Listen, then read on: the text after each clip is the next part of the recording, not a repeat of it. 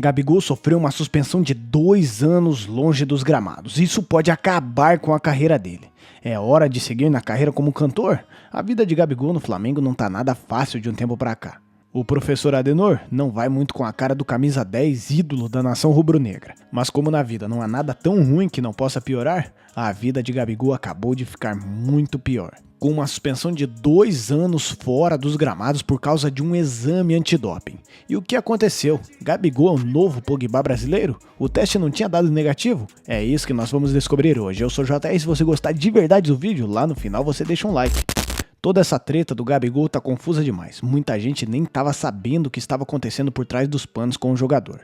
A verdade é que essa denúncia ligada ao doping deu as caras na mídia pela primeira vez no dia 30 de maio de 2023. E toda a diretoria do Flamengo, o Gabigol, todos estavam cientes de que o exame antidoping tinha dado negativo. Tanto de urina como de sangue que sua defesa estava usando como argumento no julgamento do Tribunal de Justiça. Esse exame sanguíneo é o mais efetivo quando o assunto é encontrar alguma anomalia no corpo do atleta. Foi exatamente desse jeito que eles pegaram Paul Pogba, por exemplo. O francês foi detectado com aumento de testosterona no sangue, o que deixa ele em vantagem em relação aos outros jogadores. A musculatura recupera muito mais rápido após o jogo e ajuda até mesmo a ficar mais forte. Por isso, em outros esportes como o fisiculturismo, os caras injetam testosterona. Pogba deixou a entender que foi um acidente o que aconteceu, que o médico amigo seu dos Estados Unidos lhe deu um suplemento alimentar dietético, e deu no que deu, uma suspensão de 4 anos fora dos gramados.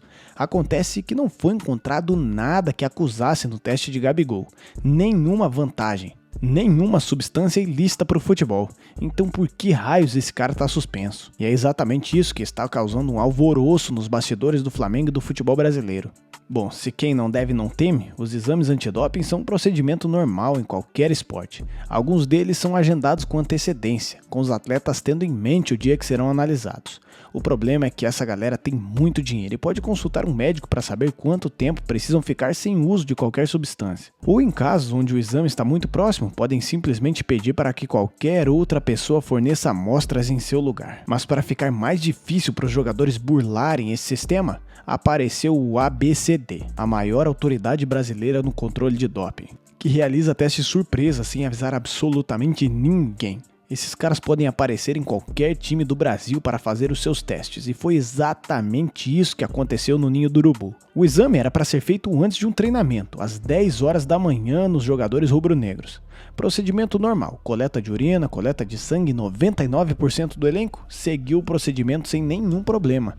A não ser o camisa 10 Gabigol, que supostamente teria ficado indignado com a situação e se recusou a seguir os procedimentos solicitados pela equipe médica. Gabigol já está de longe com uma fama de marrento, e o cara foi treinar sem mais nem menos. Depois do treino foi almoçar, tratou os médicos com total desrespeito, pegou o vasinho coletor sem nem avisar, ainda ficou irritado quando um oficial o acompanhou ao banheiro para a coleta. Tanto que devolveu o vasinho aberto, de qualquer jeito, o que é completamente contra a recomendação. Tudo que Gabigol fez poderia afetar no resultado do exame. Pois é, não precisa ser um gênio para perceber que alguma coisa estava muito errada no quem não deve não teme do Gabigol. Todos os jogadores fizeram os exames sem nenhum problema. Por que ele não quis fazer? O que ele estava tentando esconder? Será que realmente tinha algo errado ali? Ou é só a personalidade expansiva de Gabigol que não o deixou ter humildade suficiente para cumprir esse protocolo padrão dos médicos que estavam simplesmente a serviço? Seja o que for, o resultado acabou como negativo. O problema é que o jogador caiu no artigo 122 do Código Brasileiro de Antidoping, que tratou isso como uma fraude ou tentativa de fraude de qualquer parte do processo de controle. E não seguir os procedimentos da equipe médica e dos oficiais é visto como uma tentativa de fraude. O exame não é feito antes do treino à toa. O treinamento pode sim gerar alteração. Comer pode gerar alteração e não tampar o pote pode gerar uma alteração no resultado do exame. Por isso, então, a primeira notificação sobre uma possível tentativa de fraude do camisa 10 foi feita. A denúncia à justiça em si foi feita só depois. E por fim, a acusação foi enviada aos advogados do Flamengo e do jogador no Ninho do Urubu, que tiveram tempo até separar imagens para tentar defender o seu cliente e jogador, já que a primeira audiência estava marcada para 2024, onde os envolvidos simplesmente realizaram um julgamento de 5 horas. E esse julgamento teve até testemunhas, incluindo Everton Ribeiro do Flamengo. E o resultado do julgamento causou uma surpresa a todos. Um dos maiores nomes se tratando de jogadores brasileiros com uma punição real. Tá certo que o Lil Gabi agora só está esquentando o banco pro Queixada, e o Tite não vê o camisa 10 como um de seus favoritos dentro de campo. Aliás, os dois têm até uma treta de longa data. Desde os tempos que Gabigol jogava bem, ele nunca teve espaço na seleção, e quando teve, foi meio que deslocado de sua posição. A polêmica aumentou após o Flamengo de Dorival ganhar a Copa do Brasil e Libertadores, com a torcida xingando o Tite e o atacante curtindo o som. É verdade! Eu já jogo numa seleção, caralho!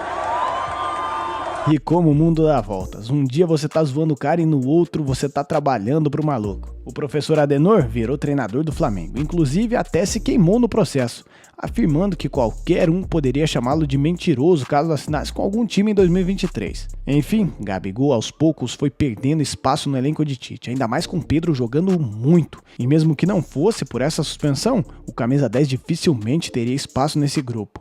O rubro-negro de Tite até aqui na temporada está invicto e sofreu apenas um gol nesse campeonato carioca, não perdeu um clássico e deu um baile no atual campeão estadual e da Libertadores. Everton Cebolinha recuperou a confiança e está destruindo. Luiz Araújo não fica para trás. No banco para eles tem um tal de Bruno Henrique que continua sendo muito importante nos jogos pro Mengão.